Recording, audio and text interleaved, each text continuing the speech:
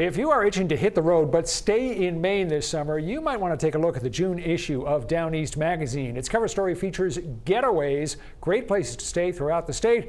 With us to talk about that story and more is Brian Kevin, the editor-in-chief. Thanks for coming in. Good to see you, as always. Thanks for having me. We'll get to the Getaway story in a moment, but let's begin with a couple of other pieces that are in this issue.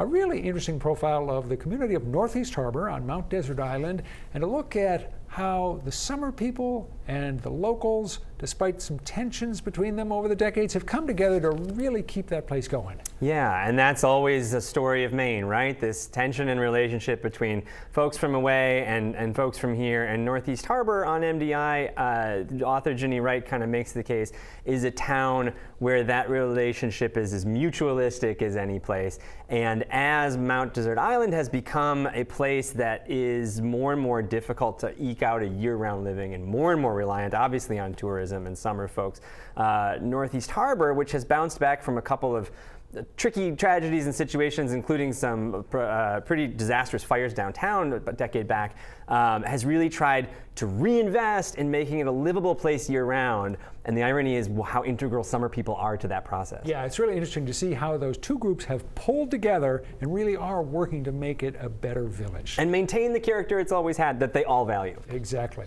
Another really interesting story is called The State of Maine versus Parole. It's a look at the parole system, the lack of a parole system in Maine. It deals with a lot of issues, incarceration, redemption, and so forth. Your senior editor, Will Grunwald, I thought did a terrific story on this. Thanks. I agree. And, Maine was the first state to do away with parole decades ago, and so it presents kind of an interesting case study, not by no means the only, in a place where there is now a vocal contingent of folks arguing to bring it back, that the justice system and incarcerated people are not served well by not having the opportunity to sort of correct in this way. And it looks at the much publicized case of Brandon Brown, who was guilty of an assault and firing a gun and destroying a life, and really turned around his own life in prison, went and pursued education, and has partnered up with others who are sort of invested in the idea that, like,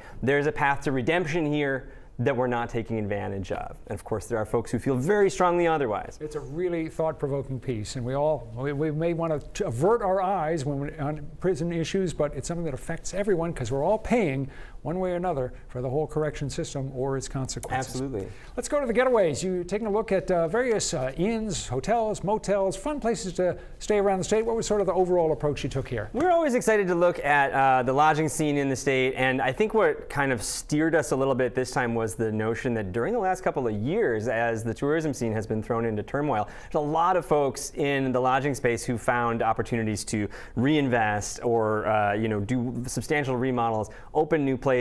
There's been a lot of movement in that space, more than you might expect. There are all kinds of places that you profiled here. We'll just do quick hits on three of them. Sure. The Inn 165, an old inn with a new name in downtown Brunswick. Yeah, and the owner of this great old inn in Brunswick, had the double whammy of COVID and a kind of catastrophic fire inside the inn in early 2021, has taken the opportunity to remake this place top to bottom. Among other things, I happen to really like the pub that is put in downstairs, and just one of these properties that has taken lemons and made some really substantial and delicious lemonade. In Down East Maine, in oddly enough, the town of Brooklyn, the Brooklyn Inn. Yeah, another place that's been around for quite a while. New ownership came into the Brooklyn Inn just before the pandemic. This is a place that only has 4 rooms. It's very rustic. It's very Blue Hill Peninsula in that it's quiet and reserved. Probably known as much for its dining as its lodging, but just is as sort of quintessentially that corner of Maine right now as it's ever been. Yeah, let's go inland for our last one. The Mill Inn, which looks totally cool in Dover-Foxcroft. This is our cover girl this month, and the Mill Inn's been around for a little while, but it went dormant during the pandemic and reopened with some new ownership that, among other things, are doing more to take this former mill space that is kind of a little bit rustic, a little bit industrial, and do a little bit more to sort of integrate some of the other cool businesses into the community, gift certificates and gift programs and things that really make you feel like you're in Dover-Foxcroft and the Piscataquis Valley when you're there. It's all good stuff. Brian, thank you as always. We appreciate it. All the information about that issue can be found in the 207 section of our website and app. And stick around, we're going to be back in a moment.